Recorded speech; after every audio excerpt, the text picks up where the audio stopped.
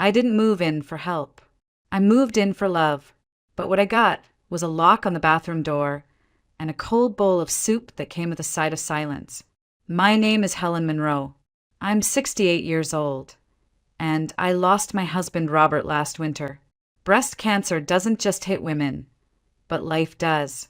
It hit me like a train. We were married for 43 years. He was my only love, my anchor, the one who always brought me tea when I couldn't sleep and held my hand when my mother passed. He was there for every rough season, until the last one, when I had to be the strong one. He started forgetting things. Then the weight dropped off. Then the pain came, and it never left. We fought for months, chemo, radiation, hospice. I held his hand as he slipped away. His last words were just a breath. Don't let them push you aside. I didn't understand it at the time. I thought he meant the doctors, the illness, but now I know he meant something else. After the funeral, everything went quiet. Too quiet. The house was still filled with him. His coat still on the hook, his slippers by the bed, his cologne faint in the bathroom cabinet. But he wasn't there. I'd wake up in the middle of the night, reaching for someone who no longer breathed beside me. I stopped cooking. I stopped answering the phone. I stopped being me. The people from church brought casseroles and warm hugs for the first week. Then it was just polite check-ins, then radio silence. My neighbors stopped waving. Maybe they didn't know what to say, or maybe they thought grief was contagious. Either way, the world moved on. I didn't. My daughter Dana would call every few days. Sometimes she put the grandkids on the phone, but they were distracted. Always mid-game, mid-snack, mid-nothing. Then one evening she said, "Mom, why don't you come live with us for a while? Be near the kids.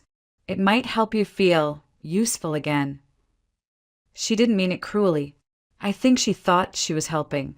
I looked around my empty house. There was no one to cook for, no one to tuck in, no one to say goodnight. Just me, the ticking clock, and the quiet hum of appliances. I wanted to believe Dana's offer came from love, not obligation. So I said yes. I sold the house, packed only what I could fit in 2 suitcases, one for clothes, one for memories. I wrapped our wedding photo in towels. I kept Robert's favorite mug, and I tucked a small, sealed box in the side pocket, a velvet pouch of ashes. Not all of him, just enough. Just the part one couldn't let go of. Dana lived in Louisville in a spacious 2-story with her husband Rick and their 2 kids. It sounded warm, full, busy. I imagined laughter, dinners together, watching TV with the grandkids, maybe teaching them how to make pecan pie like Robert loved. The day I left my house, I locked the door twice. Not because I was scared someone would break in, but because I knew no one else would ever walk through that door again. That chapter was closed. I whispered goodbye, not just to the house, but to the life I'd built inside it. On the bus ride to Louisville, I stared out the window as winter trees blurred past. I tried to imagine what came next. I wasn't expecting luxury. I wasn't expecting celebration. But I was hoping, just hoping, to feel like I still belonged somewhere. I thought I was going to a place called home, but I was wrong. Rick didn't come out to greet me. He stood on the porch with a cup of coffee, squinting like I was a door-to-door salesman who showed up too early. Dana stepped out behind him, wiping her hands on a dish towel. "Hi, Mom," she said quickly, and gave me one of those hugs that feel like you're hugging a cardboard cutout of the person you used to know. The kids came out when she called them Max and Ellie. Max gave me a side hug without looking up from his phone. Ellie mumbled, "Hi, Grandma," then ran back inside when the wind picked up. I hadn't seen them in almost a year. I didn't expect squeals or welcome banners, but I guess I expected something. Dana didn't offer to help with my luggage. Rick didn't either. I carried both suitcases inside myself, my bad shoulder throbbing by the time I got to the hallway. The house was tidy, modern, full of clean lines and beige rugs. No photographs on the walls. No smell of cookies or stew or anything that said family. It felt like a furniture catalog. Pretty, cold, and unlived in. Rick gestured toward the basement door. We set you up downstairs. It's all yours." His voice was clipped, efficient, like he was assigning a storage bin to a new tenant. Dana gave me a quick smile. "We figured you'd want your own space. Peace and quiet, you know." The stairs creaked as I followed Rick down. The basement had a futon with a thin gray cover, a little fridge humming in the corner, and a floor lamp that flickered when turned on. There was no stove, no window, no clock, just a bathroom tucked in the back with a folding door and a smell of mildew clinging to the walls. Rick handed me a small key on a ring. "This is for the bathroom," he said, "just so everyone has their boundaries. It keeps things organized." He smiled like he'd just handed me a welcome gift, not a lock for a toilet. I nodded. What else was I going to do? Tell him I raised his wife while working 2 jobs? That I held Dana's hand through asthma attacks and first heartbreaks? That I once drove 4 hours at midnight just to bring her a cake she forgot for a bake sale? No. I just took the key and thanked him. That night, I lay on the futon and stared at the exposed ceiling beams above me. The mattress had the give of a yoga mat, and the hum of the mini fridge filled the room like static. My back ached, my joints stiffened, but I stayed still. I didn't want to be needy. I didn't want to be a problem. Not on the first night. I thought about Robert. He would have hated this place. He used to say that basements were for tools and paint cans, not people. He would have raised hell the moment he saw that lock on the bathroom door. He would have packed my bags himself and taken me home. But there was no we anymore. Just me. The next morning, I woke early. My joints were screaming. I made my way upstairs quietly, wearing socks so my steps wouldn't echo. Dana was in the kitchen, stirring something at the stove. Rick sat at the table, laptop open, tapping away. I opened the pantry without thinking. Just habit. Just looking for coffee. Rick looked up. Going somewhere? I laughed a little. Thought he was joking. He wasn't. "We just prefer you ask first," he said. "We're teaching the kids about structure. Can't have people grabbing food whenever they want. People, just people now." Dana didn't even turn around. She kept stirring her soup. Then she said, "He's right, Mom. You're not a guest. You're a burden." Her voice was flat, scripted, like she'd rehearsed it in her head 100 times. I felt something in my chest tighten, not like a stab, more like a slow twist, as if grief had found a new place to settle. I nodded, just once. Then I walked back downstairs. I didn't cry, not that day, not even when I got back to the basement and sat there for hours, staring at the key Rick gave me like it meant something. Maybe it did. Maybe it was a symbol. A reminder that in this house, even going to the bathroom required permission. I stopped going upstairs unless I had to. I kept my movements quiet, calculated, 2 soft steps at a time, no creaks. I waited until I couldn't hold it anymore to use the bathroom, and I ordered groceries on my phone when I could afford it. They never offered to add me to the dinner count. Never said, "Mom, we're making spaghetti, want some?" It was always just the clink of dishes upstairs, the laughter of the kids, the sound of a family that I was no longer part of. Sometimes Dana would text, not to check on me, not to ask how I was doing, just things like, "Can you pick up Ellie from school?" or "Laundry's in the dryer, can you fold it?" I said yes every time. I even refolded the towels when Rick huffed that I didn't do them right. I wanted to believe they just didn't realize what they were doing. I wanted to believe it was me, not them. Then came the little things. The shoes. I always lined them neatly by the front door. Habit from a lifetime of keeping things tidy. One night, Rick walked past them and sighed, then turned to me. "Can you keep your shoes in your area? The kids keep tripping." I looked down at the pair. They were flush against the wall. "My area," he'd said, like I was a temporary exhibit in a museum. Another night, Dana mentioned the walking noises. She said the floorboards creaked when I moved at night and that Ellie had trouble sleeping. I nodded. I was already wearing socks, already tiptoeing, already shrinking. The day I realized they weren't just cold, they were trying to erase me, was the day Dana announced they were going to Myrtle Beach for 5 days. A family vacation. The words hung heavy. Family. I asked gently if I could join them. I'll pay my own way, I offered. Dana didn't meet my eyes. It's not the right time.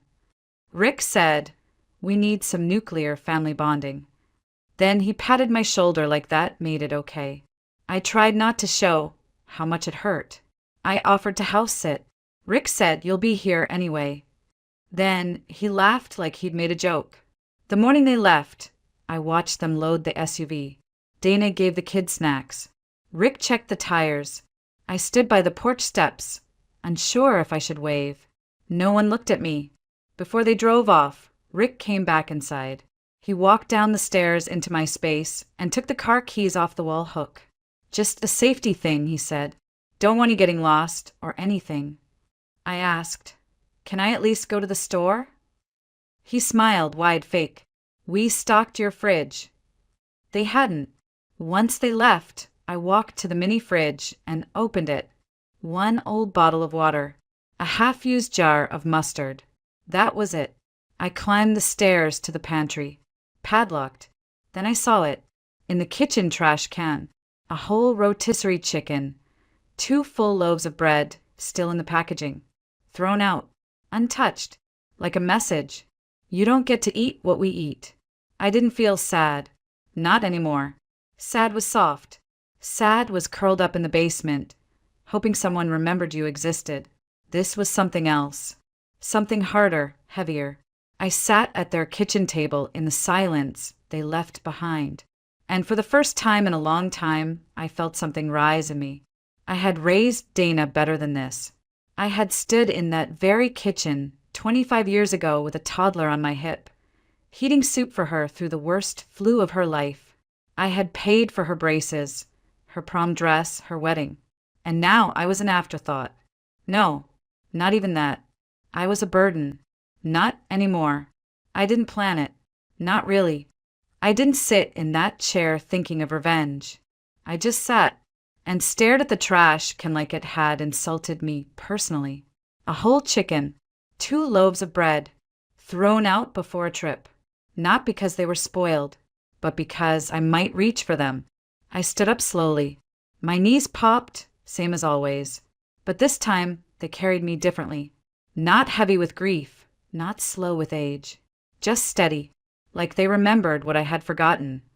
That I used to be someone who didn't wait for permission. Rick's home office was down the hall. Past the guest bathroom no one ever let me use. The door wasn't locked.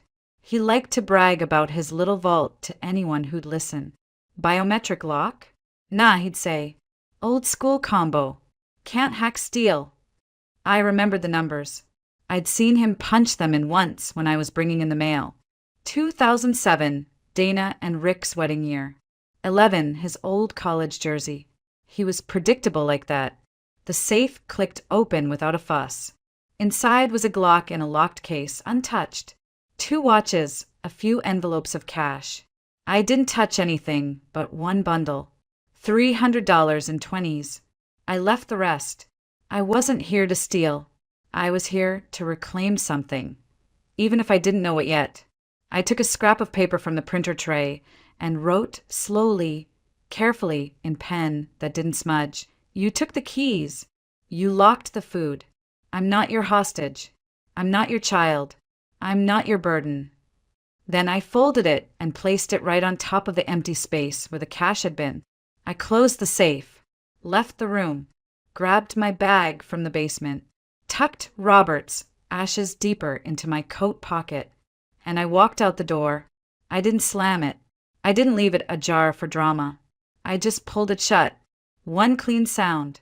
I called a cab, paid cash, had it drop me off at a cheap extended stay motel on the other side of town.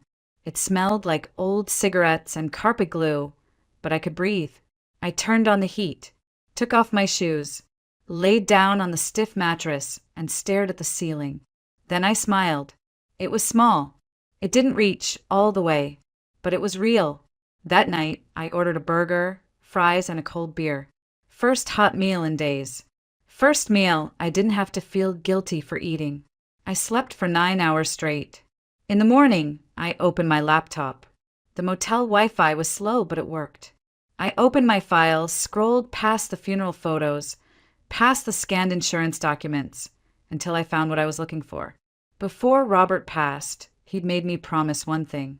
If anything happens, don't give up your life to theirs, he said. Promise me you'll keep something for yourself.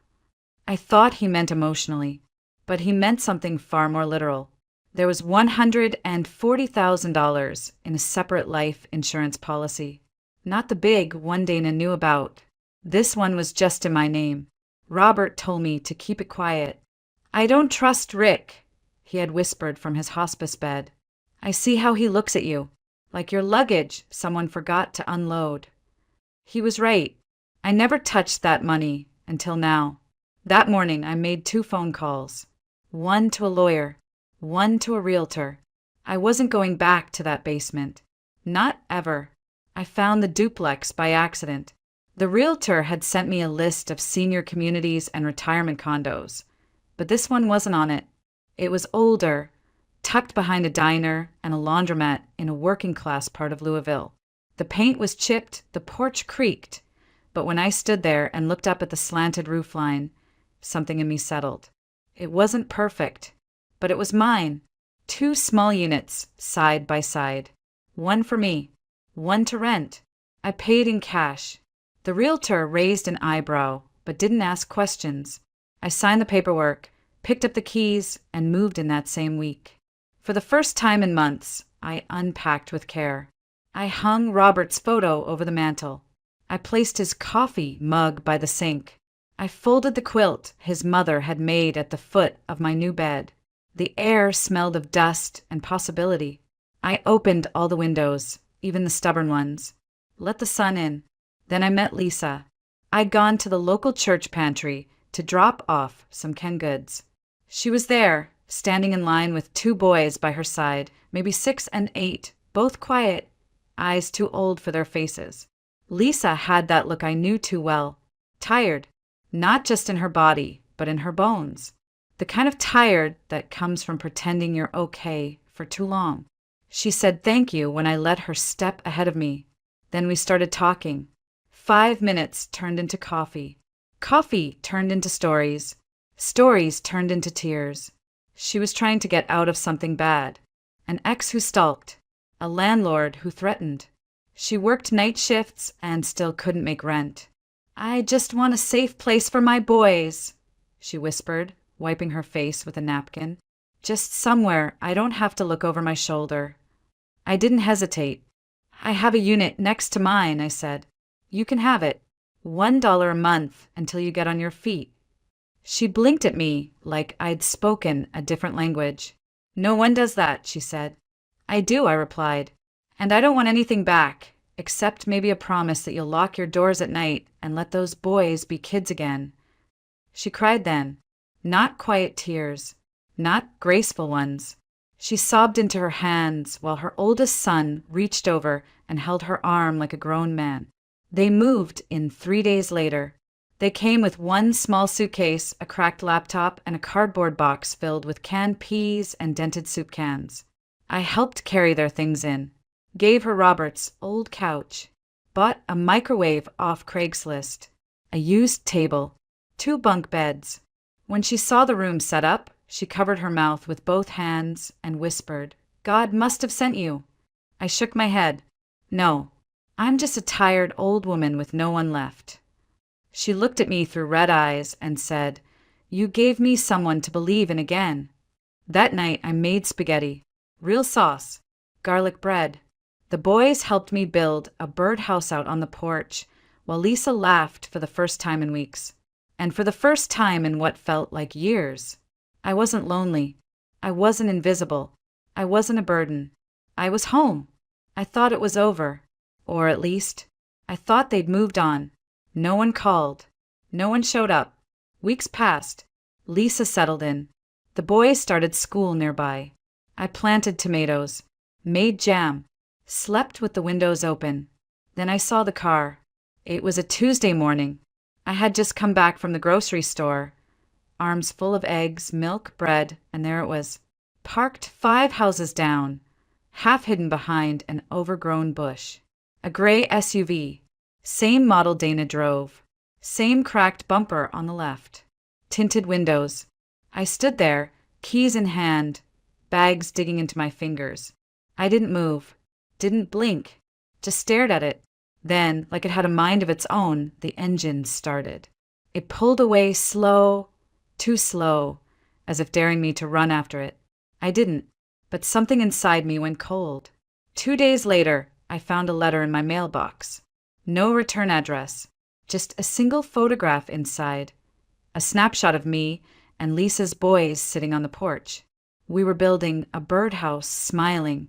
The boys were holding paintbrushes, cheeks messy with blue and green. Across the photo, written in thick black Sharpie, "You replaced your grandkids with trash." No name, but I did need one. That night, my tires were slashed. All 4. My neighbor across the street saw someone in a hoodie limping near my driveway around midnight.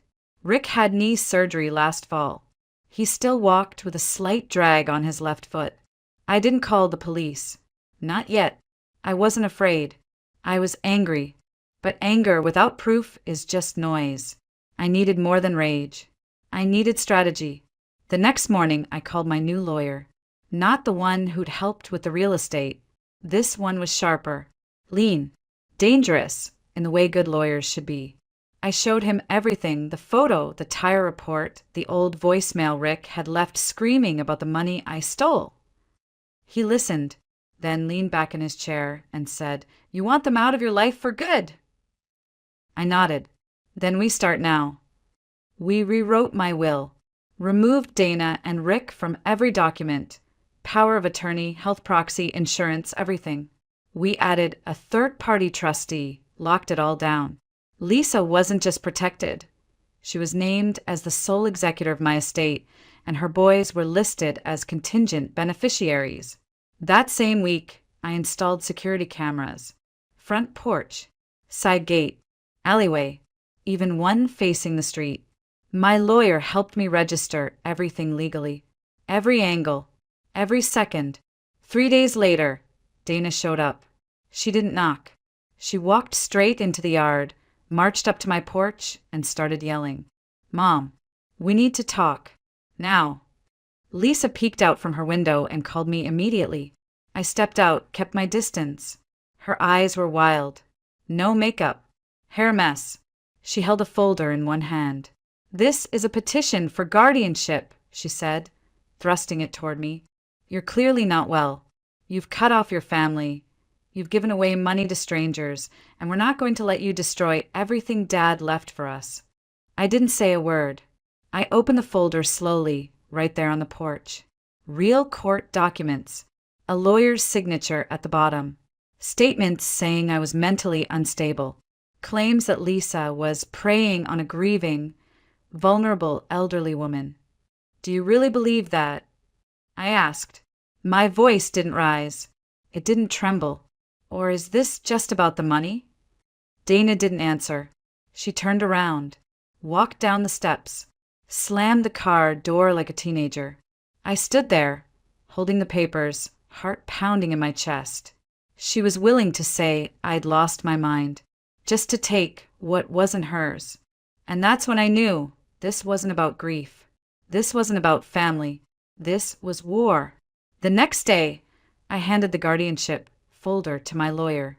He didn't look surprised, just quietly furious. He skimmed the statements, took notes, then said, "They want to play dirty? We'll go deeper." We filed a motion to dismiss the guardianship request. Attached my medical records, clean. A psychiatric evaluation I voluntarily took last year, clear. We submitted security footage from the porch, the photograph, the tire slashing report, the voicemail, the note I found in the trash. But Rick and Dana weren't done. 2 weeks later, CPS showed up. Someone had reported Lisa, accused her of child neglect, said she was cohabitating with a mentally unstable man, claimed I'd been alone with her children in unmonitored and inappropriate situations. They came with polite smiles and clipboards. asked questions, walked through Lisa's unit, opened the fridge, looked under the boys' beds, interviewed the kids separately. Lisa cried the moment they left. Not loud, not dramatic, just sat on the floor and wept into her hands like a woman whose soul had been scraped raw. "I knew it," she whispered. "I knew they'd use your love against you."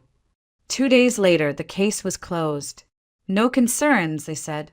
Nothing to follow up on. But the damage was done. The boys were scared. Lisa couldn't sleep. And I was done waiting. I called my lawyer again. "I want to go further," I said. "Not just defend myself. I want to expose them." He didn't blink. "Then we build a case." And we did. Turns out Rick wasn't just manipulative, he was also sloppy. My lawyer and his investigator found civil complaints tied to Rick's consulting business. One client said he'd promised them a government contract that never existed. Another woman had paid him twice for a strategy package and received nothing but vague PDFs. Worse, he had taken out loans against their house. Big ones. They were underwater, drowning financially. That's why they wanted my money. That's why they came after me like vultures. But that wasn't even the final nail. One morning, I got an alert from my credit report, an unusual activity flag. I hadn't used my social security number in months. I checked the account. It wasn't mine. Rick had opened a credit card in my name. Spent over $7,800. Flights, electronics, even part of that Myrtle Beach trip. He used a P.O. box for the billing address. Thought I wouldn't notice. I froze the account immediately, called the bank, filed a fraud report, sent everything to my lawyer. He smiled when he saw the paperwork. "This is it," he said. "This will bury them." We submitted the fraud report to the same court where Dana's guardianship case was pending. Suddenly, her lawyer backed off. The petition was withdrawn quietly without apology. But I wasn't interested in silence anymore. I filed a civil lawsuit against Rick for financial fraud, emotional abuse, and elder manipulation. Every piece of dirt we had, CPS stunt, tire slashing, forged credit accounts, voicemail threats, and every screenshot from every passive-aggressive message, was bundled and presented in court. Dana tried to play innocent, called me crying. Mom, I didn't know he was doing all that. I was scared. I thought you were, losing it. I asked her one question. When he locked the pantry and took my keys and told me I couldn't eat, what did you do? She didn't answer, so I hung up. The court ruled in my favor. Rick was found liable for credit card fraud. He was ordered to pay damages. A warrant was issued, and his so-called consulting business collapsed within weeks. His name started circling online. Articles, warnings, stories from past clients. That's the thing about scammers. Once the mask slips, people remember. Dana filed for divorce 6 months later. She sent me a letter, 6 pages long. Apologies, explanations, regrets. She wrote about fear, pressure, Rick's manipulation. She wrote about the kids missing me. I didn't answer. Some wounds don't need closure. They need boundaries. I stayed in Louisville just long enough to see the court case through. Then I called Lisa into my unit one afternoon and handed her a manila envelope. Inside was the deed to the duplex. "It's yours," I said. She blinked, confused. "What?" "Fully paid. Fully yours. For you. For the boys. You gave me family when my own didn't." She started shaking. She couldn't even speak. She just fell into the couch and sobbed into her palms. The boys hugged my waist so tight I could barely breathe. I held them close, told them to protect their mom, told them they were good boys, strong boys, worth everything in the world. Then I packed what little I had. I left Kentucky behind. I moved to a small town in Missouri, one of those places where the diner staff knows your name by the second visit, and the dogs outnumber the people. I found a little white house with peeling shutters and a porch swing. There's a garden out back. I grow tomatoes, lavender, Robert always loved lavender. I joined the local VFW, made friends at the Thursday book club, walked dogs for the shelter on weekends. Sometimes I make lemon bars and drop them off at the fire station just because it feels nice to bake for someone again. I still miss her sometimes. Not Dana, the girl she used to be, the one who sat on the back steps when she was 10, asking me if birds ever get tired of flying. The one who left drawings on my pillow and told me I was her favorite person in the world. But that little girl is gone. And I finally understand blood doesn't make you family. Respect does. Lisa. And the boys still send me letters, photos, little drawings. They call me Grandma Helen now. Last Christmas, I got a handmade ornament with all our names written in glitter glue. It hangs in my window year-round. I kept Robert's ashes on the mantel until spring. Then, one morning, I walked out to the garden, dug a small hole beneath the lavender and let him go. Not because I was done loving him, but because I was ready to love myself again. They tried to erase me, tried to lock me away in silence, tried to make me believe I was a burden. But I wasn't. I was the backbone, the history, the woman who raised a daughter and buried a husband and still had more to give. And I will never let anyone make me feel small again.